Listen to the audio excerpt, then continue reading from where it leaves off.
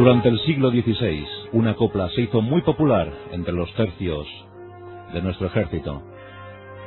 Esa copla, que al fin y al cabo era la bandera de los tercios, decía: España, mi natura; Italia, mi ventura; Flandes, mi sepultura.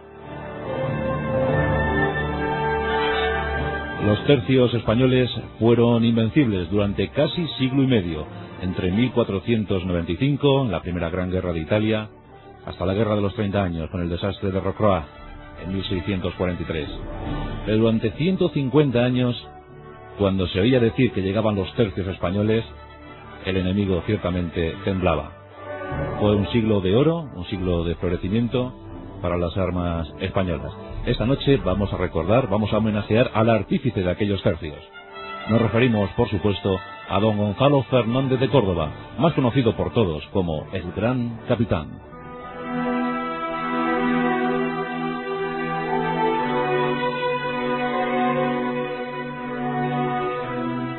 Y es que el Gran Capitán reunió todas las virtudes del caballero. Su planta, su porte, su diplomacia, su magnanimidad, su estilo, su condescendencia y su forma de ver el arte de la guerra hicieron de él un ejemplo a seguir. Don Gonzalo nació en tiempos inciertos.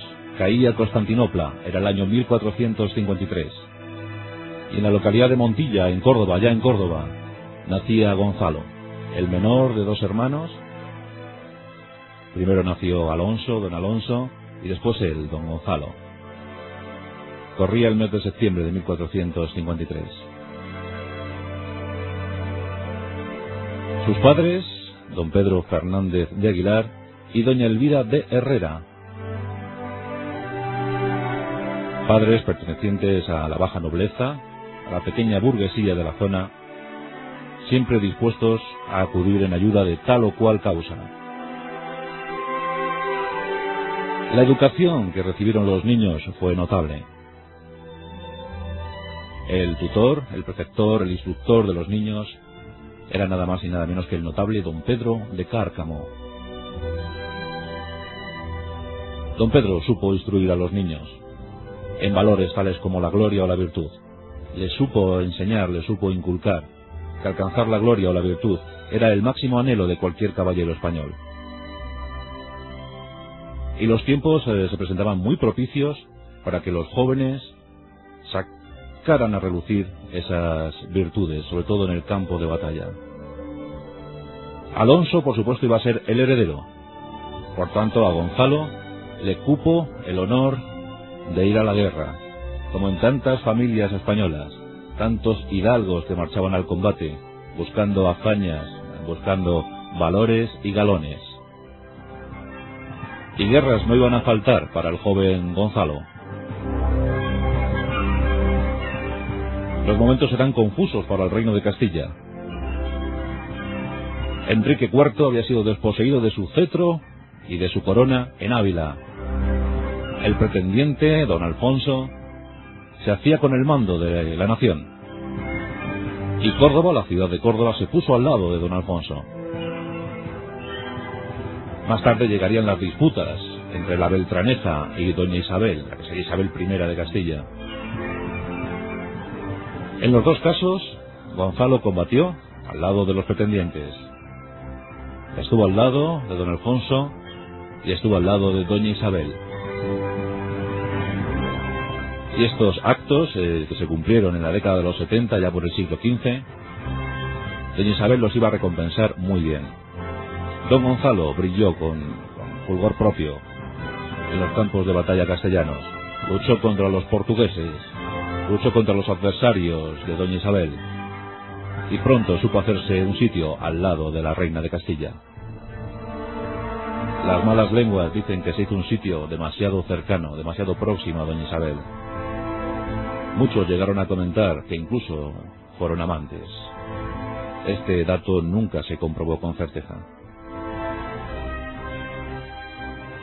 Por fin la unión entre Aragón y Castilla. Y Gonzalo, ya afamado militar, estaba al lado de sus reyes, al lado de Fernando e Isabel, los reyes católicos. Quedaba todavía un reducto inexpugnable en el sur de la península. Los musulmanes se habían fortificado en torno a Granada. Iba a estallar un conflicto con total virulencia, la Guerra de Granada, durante 10 años, desde 1482 a 1492. 10 años con miles de bajas en un lado y en otro. 10 años donde se tuvo que reestructurar todo el ejército español. Esas modificaciones producidas entre 1483 y 1487 iban a dar fructíferos resultados en acontecimientos posteriores. Los territorios de Granada eran propicios para la guerra de guerrillas, para las escaramuzas, para los combates, para las emboscadas. Y todo eso lo fue aprendiendo don Gonzalo. Don Gonzalo todavía no era conocido como el gran capitán, pero ya tenía galones suficientes como para imponer su dominio, para imponer su decisión en determinadas acciones bélicas. Durante años, los empujes, los retrocesos, los avances, los contraataques se fueron sucediendo. Finalmente, el 2 de enero de 1492, los últimos musulmanes capitulaban. Era en Santa Fe. Había terminado la guerra, pero un buen puñado de soldados tenían que ser desmovilizados. Soldados que habían estado durante 10 años combatiendo, muy acostumbrados al mal vivir del soldado. ¿Qué pasaría a partir de ahora? Porque nadie se preocupara porque iban a llegar nuevos escenarios, nuevos parajes para la guerra. El nuevo campo de batalla se perfilaba en el sur de Italia. Allí tendrían que ir las fuerzas españolas. Carlos VIII, el rey absolutista francés, había entrado con una presión total sobre Italia. Él, con 30.000 infantes y otros tantos jinetes, avanzaban por toda la bota italiana. El objetivo era llegar a Nápoles. Nápoles bajo la influencia de Aragón, del reino de Aragón. ¿Quién podría frenar al impetuoso y adolescente, casi adolescente, Carlos VIII? Sus ballesteros, su artillería, sus jinetes eran los mejores de Europa. Se consideraba como el mejor ejército de Europa. No en vano se habían curtido en la guerra de los 100 años. Tenían bien ganado ese prestigio. ¿Alguien podría oponer algo contra las tropas de Carlos VIII? Los españoles lo iban a intentar.